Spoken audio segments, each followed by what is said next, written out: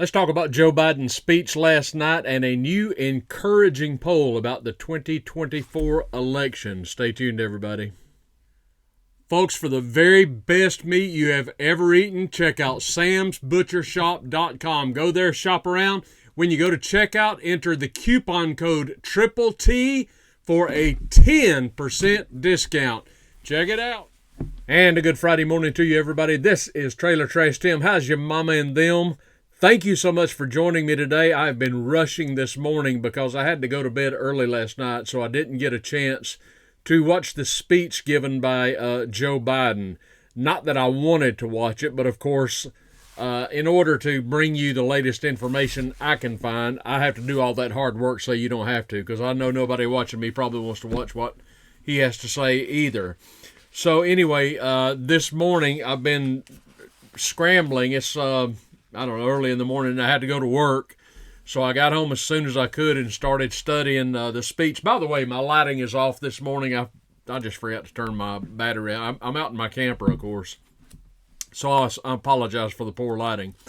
But what I'm going to do this morning, I got a couple of other things to talk about, but I've got to get to this speech that he delivered last night, and I just want to kind of riff on it a little bit and go blow by blow. I'm not going to cover the whole thing because a lot of it is just redundant, but I do want to cover a few key points that this man made last night in his speech, just in case you don't know.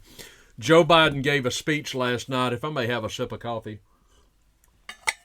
Joe Biden gave a speech last night with regard to the war in Israel and also the war in Ukraine, and he coupled them together and tried to draw parallels. There are none, but he tried to draw them anyway. This speech is just a train wreck, and the first question I would ask about this speech is simply this. It appears as though he wants everybody to think he was sitting in front of the cameras last night in the Oval Office giving this speech. Now, I don't know whether he was or not, but I suspect that Biden gave this speech earlier in the day, and the reason I say that is because he is such a stumbling, bumbling, incoherent, mentally incapacitated gaffe machine that I would think that it may have taken a few takes for them and a lot of slick editing and whatnot for them to present this speech last night. I think it aired at 8 o'clock last night Eastern time, but I suspect he might be in bed by then. I'm in bed by then. But I would suspect he probably gave that speech probably several times, actually, earlier in the day until they could cobble together something reasonably coherent that people could understand. Whatever the case, this speech is supposedly his response to what's happening ostensibly in Israel. But again, as I said, he tied it in with the Ukraine debacle as well. Now, I'm not going to read the whole speech because it would bore us all to tears, but I do want to highlight a few things that he said in it. And one of the things he said in the speech is this: Hamas and Putin share this in common. They both want to annihilate a democracy. Well, that's at least half of a lie. And of course, you have to assume Hamas has attacked Israel and Russia has invaded Ukraine, but you would have to assume, if you agree with Biden, that Israel and Ukraine is a democracy. That's a stretch, to say the least, especially in Ukraine. I don't get the big deal about why they're so big on democracy anyway. That's kind of disingenuous. I do understand. I'm not all that crazy about democracy myself, but it's always a flashpoint for Democrats in particular, really everybody in power in Washington. But of course, Putin has not invaded Ukraine because he hates democracy. That's not what he has done. That's not what's going on whatsoever. Biden knows it, but he doesn't care because he doesn't care about the truth. And that's the thing to remember about Biden. Before he opens his mouth, you must remember this man is a bald-faced, soulless liar. He lies about everything. Now, one commentator has pointed out that Biden is not necessarily a liar. Their point is that Biden simply doesn't know what's going on, and he's just reading words that are put on paper or a teleprompter in front of him. There's some validity to that idea that he is just so mentally incapacitated that he doesn't know what the hell he's even saying. That is a valid point. I will grant you that. However, based on his history that we have in American politics, we know that he has historically been a liar. He has not told the truth about so many things. If we recounted them, we'd be here all day long.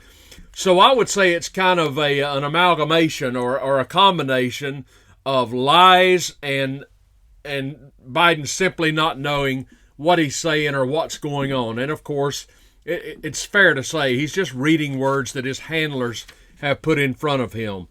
Now, Biden compares Hamas to Putin. This is, to borrow a phrase from somebody else, this is deplorable. There is no comparison between Hamas and Putin. Hamas isn't in the Middle East building churches, for one thing, okay? Putin is. What Putin is doing in Ukraine, I have detailed for you repeatedly. There's no need to go into it again. But what Putin is doing in Ukraine is in no way comparable to what Hamas has done in Israel and to Palestine. And I might remind you all, as you probably already know, one thing Biden did not point out last night about Hamas, as we have detailed on this channel, Hamas is ostensibly an American creation, American/Israeli creation. Hamas was trained by the American CIA. That's a little fact that Mr. Biden left out of his speech last evening. He goes on, and I'm kind of scrambling and riffing on this stream of consciousness as I go because I've been pushed for time this morning. So bear with me, if you will, because there's a couple of things I really want to get here. He says Hamas and Putin represent different threats. That is true, but they share this in common. They both want to annihilate a democracy. I covered that. He goes on to say, this is what I really want to get. I know these conflicts, he says, can seem to be far away, and it's natural to ask, why does this matter to America? Indeed, it is natural to ask that, Joe. Why does this matter to America? Why should it matter to America? If Putin has invaded Ukraine to save Russians in Ukraine from NAZIS in Ukraine, why should that matter to America? Well, it does matter that he's ridding Ukraine of the NAZIS. That does matter to me, and for the Americans that actually know what is going on, it matters to them. So yeah, that does matter, but that's a fact that Biden doesn't present to the American people when he gives his little speech here. But he goes on to say, or he goes on to share his ideas of why making sure Israel and Ukraine succeed is vital for our national security. I would maintain it doesn't have anything to do with our national security. He says, history has taught us that when terrorists don't pay a price for their terror, when dictators don't pay a price for their aggression, they cause more chaos and death and more destruction. They keep going, and the cost and threats to America and to the world keep rising. So, he is, again, joining Hamas with Putin, okay? They're not at all alike, folks, but he's calling both of them a terrorist. Well, of course, on the one hand, again, the CIA trained Hamas. So whose fault is that, Joe? Putin is not a terrorist, but we use this word terrorist like we do the word racism, right? It's overused, misapplied, misunderstood, and it is fair to say that if you want to maintain Hamas is a terrorist group, and you can make that claim, that's fine, I got no problem with that. Putin is not a terrorist. Putin is a liberator. But you're never going to hear that from Joe Biden. And just understand, if by chance you don't agree with me about Putin, that puts you in Joe Biden's camp. And we know Joe's a liar, but that means you would agree with Biden. Well, Biden is a liar, and Biden is wrong. Putin is liberating Russians from the hands of the NAZIS. the war crimes that are being committed in Ukraine, not by Russia, but by the Zelensky government, are innumerable. But you never hear about that in the Western media. You never hear about that from Joe Biden. This is getting serious in this speech, and this is what if you'll bear with me, I've got to find this. I'm actually on the White House website. I'm going to have my computer cleaned after going here. Clear my files or something. This is what I want to get to. We do not seek to have American troops fighting in Russia or against Russia. That he would even say that he would even broach that as being somewhat of a possibility should chill you. But he said that. And he says we will hold them accountable. And he says that we will defend our NATO allies. This man is pushing us to the brink of World War III. And I'm telling you, folks, these are dangerous times, as I have said before. And he just goes on and on and on. If he doesn't stop, that could very well happen. I just can't take any more of this speech from this bumbling fool. But you get the gist of it. He continues to be hostile toward Putin. He continues to be hostile toward Ukraine. And then, of course, what he really is getting to in this speech is something I covered yesterday or day before yesterday, and that is simply this. Biden justifies what he asks of Congress by making all of these phony talking points in this video. And he ultimately says that he is asking Congress for over $100 billion for Ukraine and Israel. Now, one thing I want to point about Israel is simply this. Israel is a rich nation. They have a healthy GDP. They have plenty of money. They are a net lender. They are an exporter. So the question would be, how come we've got to give a rich nation our money, particularly when you have to say we don't have any money? We're $33 trillion in debt. How are we loaning money, as I pointed out the other day, to anyone? The other thing I want to point out about this speech, and I've belabored this point incessantly, but it's got to be said, all throughout this special speech that Joe Biden had to give to the American people last night, he's talking about the security of Israel, and he's talking about the security of Ukraine and how we've got to act right now. We've got to send them money right now. What did he not utter a peep about? You can probably guess, can't you? That's right. He didn't say a bloomin' thing about our border because he doesn't care about our border. We are being invaded, not so much by Hamas, not by Putin, but by illegal aliens every single day on our southern border by the thousands. But he did not say a peep about that. He didn't ask Congress for 10 cents for our own border. It is absolutely outrageous. Where's the speech about our border, Joe? Where's the speech about our invasion, Joe? You are the president, you say, of the United States. Then why don't you say anything about our war, the one being waged against us? Not a syllable. Not a syllable. Not a red cent asked for our border. By design, he wants it. This man is guilty, as far as I'm concerned, of treason, and he should at least be put out of office for it. All right, I want to get on to something else that might cheer us up a little bit because I can't take any more of this guy. It's just more than I can stand. I got some good news for you if you are a fan of Donald Trump. At this point, I'm pretty much a fan of anybody that can get this clown out of the White House. But there was a poll released either yesterday or day before yesterday, either Wednesday or Thursday, I think, on the website Axios.com. Now, it need be said, Axios.com is not like a right-wing website, not at all. In fact, it's probably the exact opposite. But Axios.com conducted a poll recently where they surveyed over 5,000 registered voters in swing states in the United States. Exactly 5,023 registered voters this month.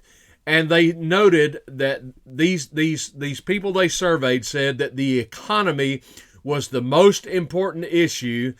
And those who said that disapproved of Joe Biden's policies 65 to 14%. 51% of swing state voters said the economy was better off under Trump. Good Lord. I'd like to have a word with the 49%. What are you smoking? Overall, just 26% of the voters in the poll said Bidenomics had been good for the economy, while 49% disapproved of his policy. But here's where we get to the good stuff. The big picture, they say. Former President Trump leads Biden 47 to 43% in the 7-state poll with a margin of error of 1%, 1 percentage point. The poll covers the following states: Arizona, Georgia, Michigan, Nevada, North Carolina, Pennsylvania, and Wisconsin, the top swing states heading into the 2024 campaign. What does that tell us? That tells us that Biden is in trouble in these swing states. It also tells us that if these numbers are accurate, and they say they have a margin of error of just 1%, if Donald Trump wins these swing states, it's over. He wins. It's as simple as that. Now, of course, it must be said, this all hinges on whether or not we have a free and fair election, a legitimate election, where the votes are actually tabulated in a fair manner. That remains to be seen whether that happens or not. But if you purely look at these poll numbers, and what's encouraging about this, again, is the fact that it's done by Axios, no friend to Donald Trump whatsoever. So I would say this is probably a fairly reliable poll, and that's good news for those of you who support Donald Trump or anybody else who's running against the occupant of the White House. All right, I got some other stories to cover, but I think I'm going to cut it off there. That should be enough for today. I'm going to save some stuff for Sunday, which leads me to a couple of announcements that I need to make for the channel. Before I get to the important announcements, please remember to give us a thumbs up down below. Hit that like button down below for our video today. If you have not yet subscribed to the Triple T channel, go ahead and hit the subscribe button down below. I would really appreciate that. A couple of programming notes. Tomorrow, we will not have our regularly scheduled programming because tomorrow is Saturday, and we will have the Trailer Trash Tim Playhouse for you tomorrow, and it's a good one. You don't want to miss tomorrow. Make sure you tune in tomorrow for the Trailer Trash Tim Playhouse. It's going to be a yuck fest. It's going to be funny, and I think you're really going to enjoy it, so make sure you tune in tomorrow. Then Sunday, once again at 3 o'clock p.m. Central Standard Time, we will be having a live stream, so make sure you join us for that, and I'll have some more stuff to share with you that's in the news on Sunday. Thank you, everybody, so much for joining me today. This is Trailer Trash Tim. Go out there and have a tremendous Friday, and I will see you on the Playhouse tomorrow.